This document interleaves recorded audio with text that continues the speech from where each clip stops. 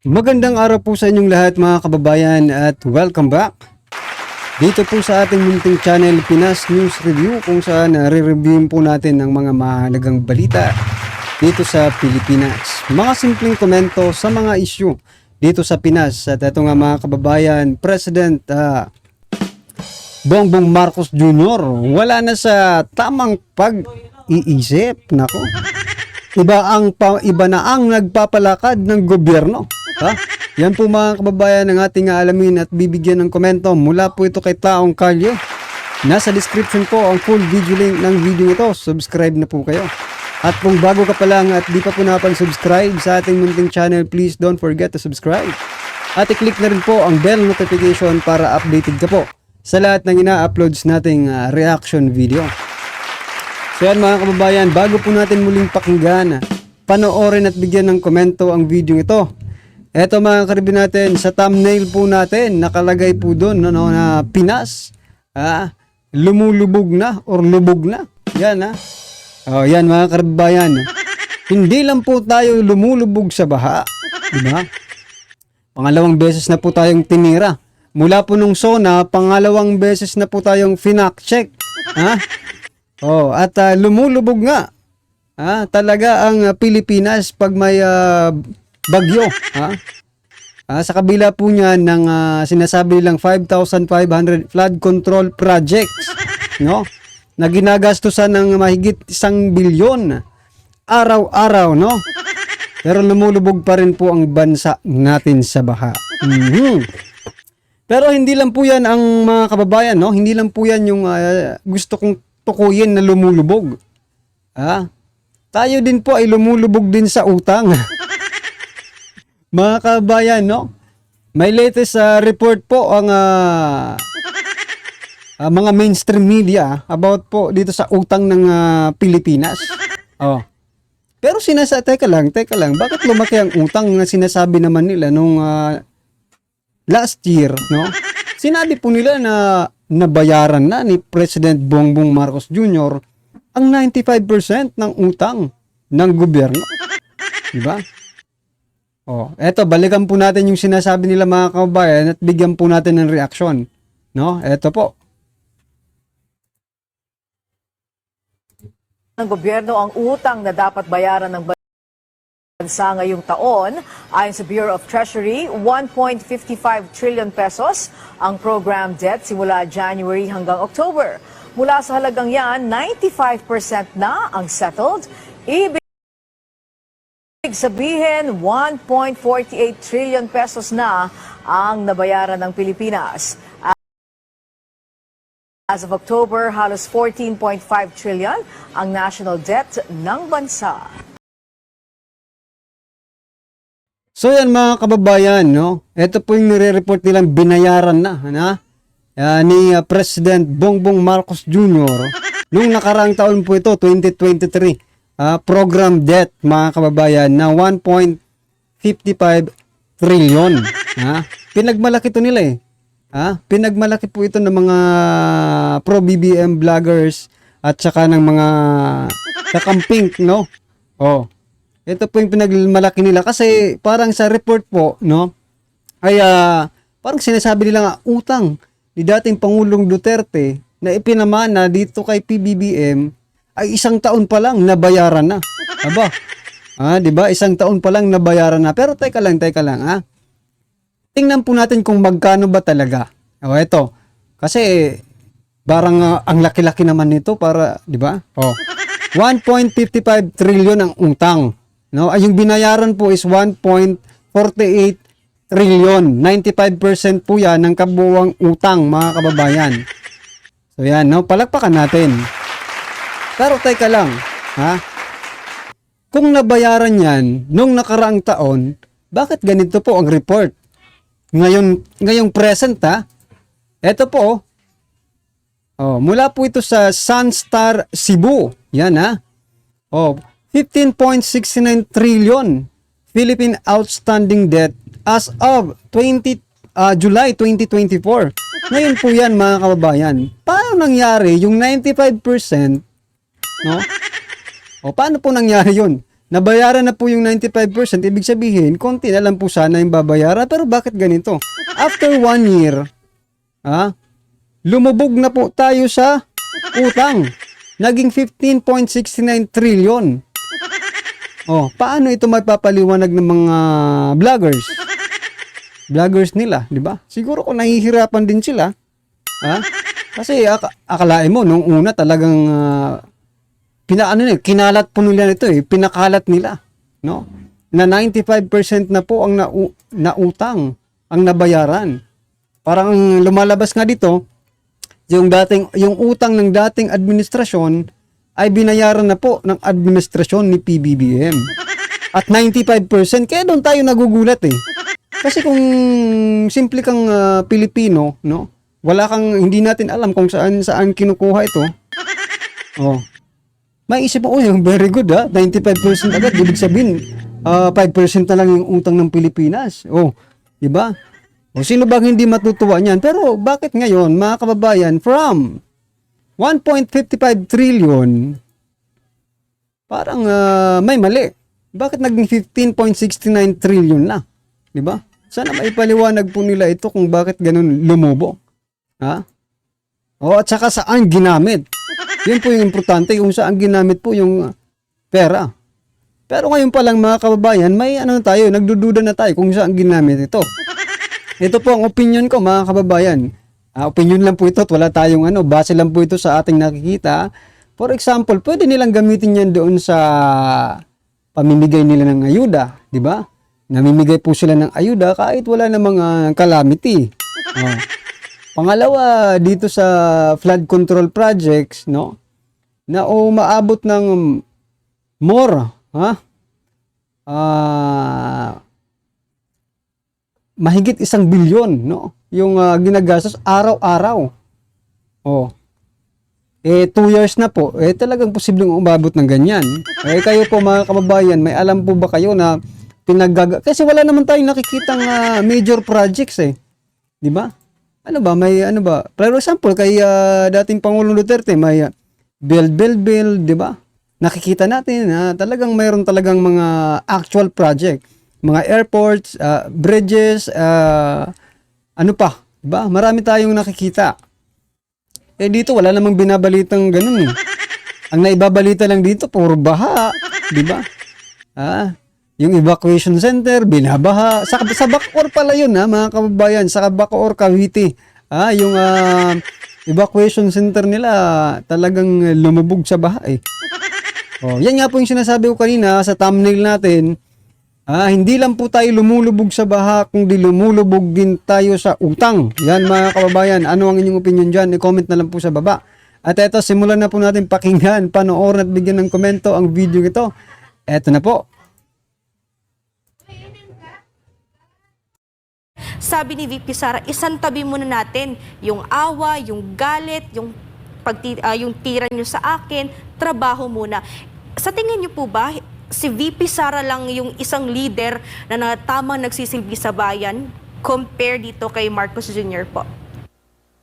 Sa administrasyon nga doon, wala yan tinatawag nating wala. At ito ay nag-expose lamang ng DNA ng mga Marcos and Romualdez family. Alam nyo, sa programa ko sa Katipunan Channel, naglabas ako ng video kung saan ang aking isang mentor, si Jose Diokno, senador siya noon, ay in-interview ni Ted Koppel ng Associated Broadcasting Corporation ng Amerika sa kanyang programang Nightline.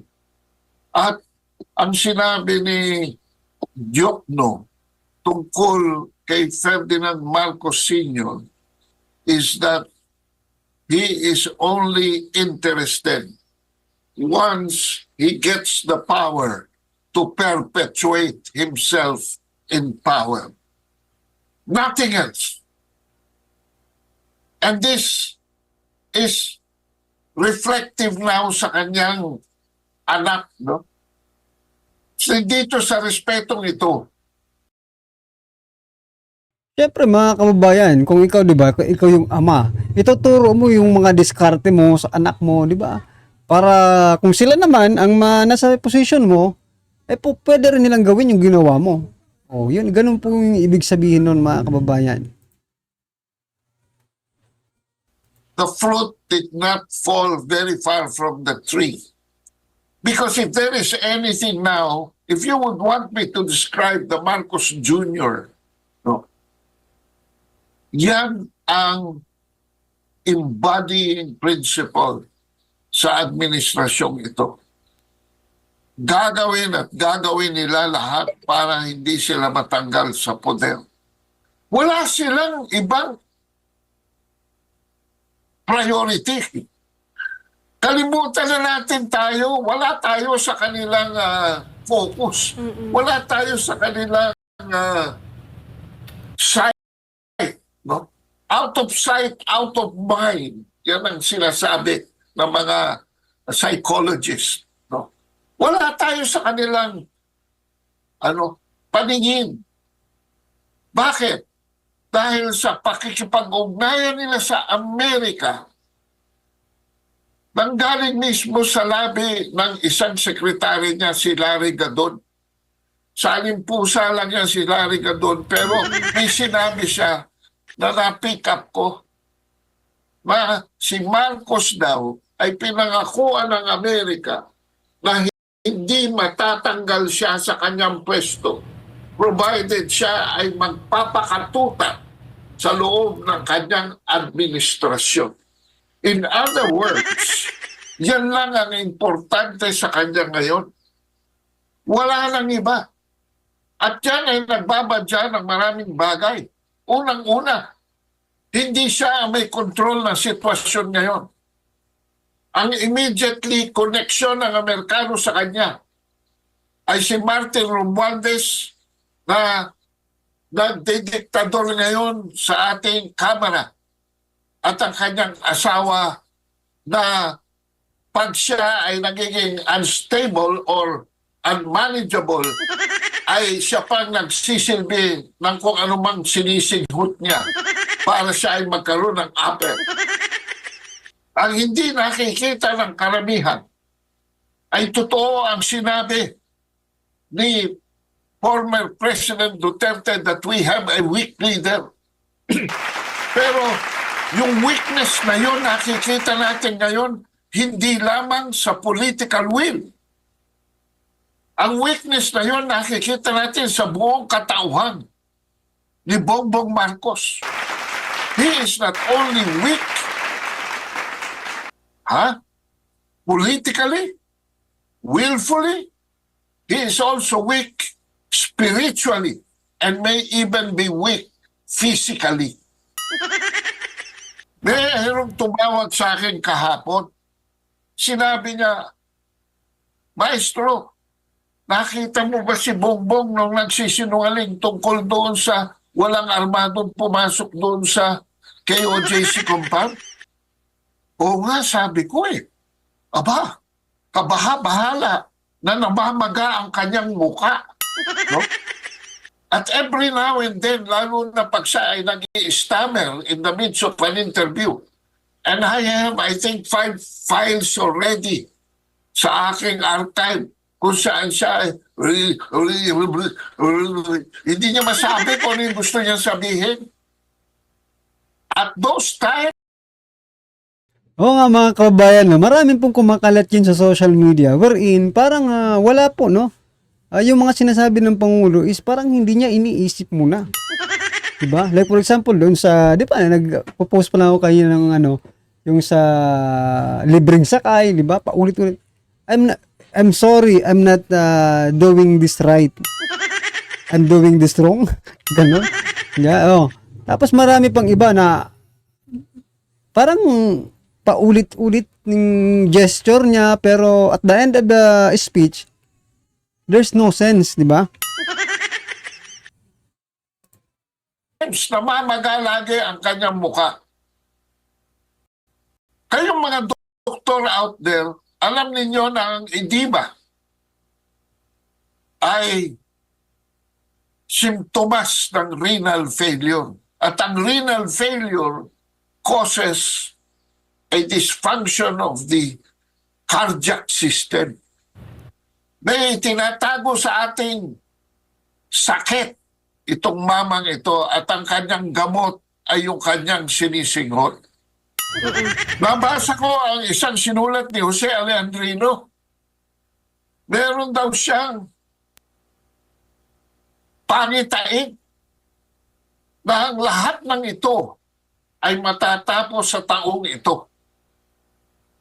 Of course, that is a fearless forecast. Pero ako, pinag-isipan ko mabuti yun. Alam nyo, merong tinatawag na Hebrew numerology. Yung sinabi ni Inday Sara kagabi is Chinese numerology. No? Na yung 39 ay hindi maganda kaya ginawa niyang 40. Pero sa Hebrew numerology, ang 2024, 2 plus 2 plus 4 is 8. Para sa akin, it is our Good Friday. It is a year of suffering. It is a year of testing by the Lord. It is a year of tribulation. Just as the Son of God faced tribulation. That's correct. Pero, ang year 2025, 2 plus 2 plus 5 in the Hebrew numerology is 9. And 9 is the year of God the Father. It is the year of redemption. It is the year of salvation. It is the year of the victory of the people of God. Kaya sabi ko ba, to si Jose Alejandrino, mukhang may pangitain ng mga that I can take seriously. So yan mga kababayan, sana may natutunan po tayo dito sa nila, no? Kaya sir, no? Yan, ano man po ang inyong opinion, i-comment na lang po sa baba para at least alam po ng ating mga kababayan ang inyong pong reaksyon patungkol po sa video ito. Right? Maraming salamat po.